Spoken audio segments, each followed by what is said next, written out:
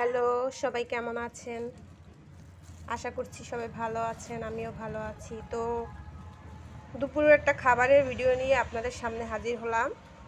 আজকে হচ্ছে খাবারে আছে কি কি আইটেম সেটা দেখাবো। এটা হচ্ছে আলু ভর্তা, আর এখানে আছে কলা ভর্তা, আর সাথে আছে কাঁচামরিচ, আর এখানে আছে লাউ, তারপর এখানে আছে ডাল। তো আজকে বাসা দিয়ে খাবার আনতে পারিনি, তাই হোটেল দিয়ে খাবার এনেছি, তাই আপনাদের সাথে শেয়ার করলাম। বিসমিল্লাহ।